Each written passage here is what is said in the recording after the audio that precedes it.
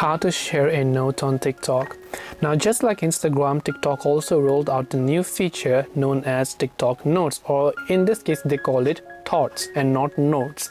So to do it, all you have to do is make sure your TikTok app is also updated to the latest version, and then go ahead and then just launch the TikTok app like this.